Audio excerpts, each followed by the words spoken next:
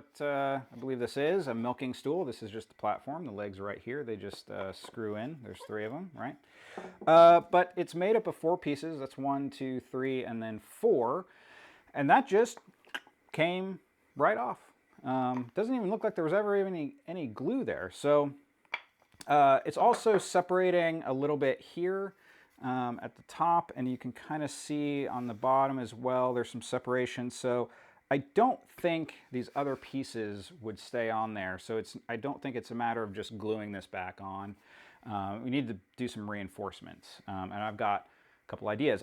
So I ended up using 2 different methods to repair and reinforce the stool. The primary method that I'm showing here is using dowels. I think this is, without going to extremes like trying to basically break apart the stool and use like dominoes or something like that and to reattach everything. I think this is the only way, or the sane way, of trying to reinforce all these pieces, because I can just drill through all of them and then put a dowel in, glue a dowel in to reinforce the joint, and also attach the piece that's already broken off. You see that I have 3 holes in the bigger piece here, and you can probably already see why that center hole won't work on the smaller piece. As much as I paid attention to making sure that those outer holes missed the leg where the legs screw into, I did not do that on the center, and it's at this point that I realized my mistake here.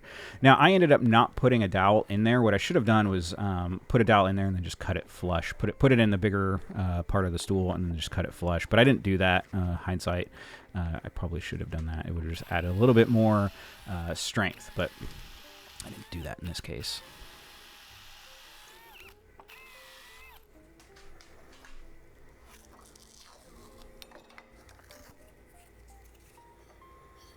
And it didn't damage that hole. The leg goes in fine. But yeah, there's a hole there that doesn't need to be there. Whoops.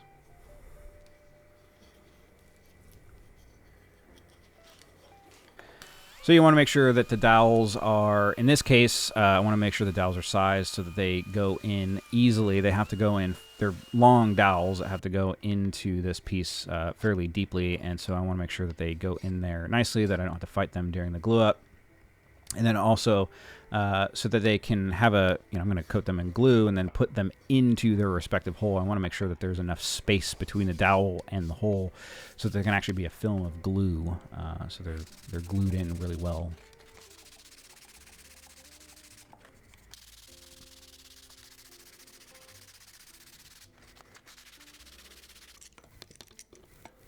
It's always a good idea to test the clamping setup to make sure that you can get things clamped the way you need them to be before you actually start putting glue on. And if I had known at the time that this was being used in a bathroom, which is a moist environment, which is probably why this piece fell off, I probably would have used waterproof wood glue here. In this case, it's just regular Type Bond 2, but in any case.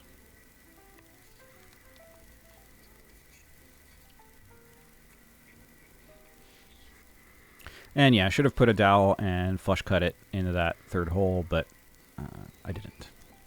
So here we are.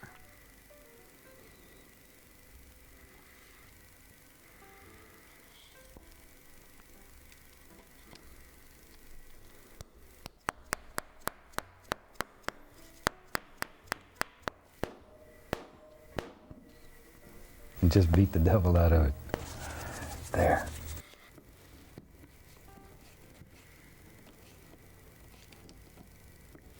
And you can see that there's still some separation, there's still some gap. I mean, you could take the time if you really wanted to. I mean, to me, this adds character to the thing. And it's not really worth trying to fill that in. You probably end up making it look worse, at least I would anyway, worse than what it does with the gap there.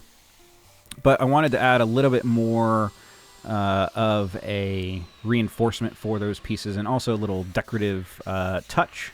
So I decided to make up some bow ties and use those to both reinforce and add a little bit of a decoration, a little pizzazz.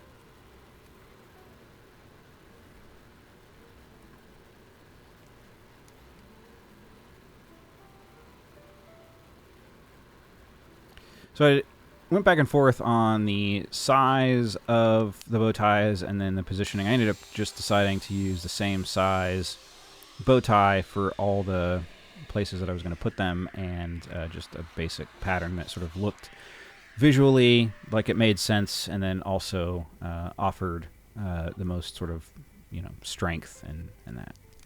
To put them where I could, basically, is what I did.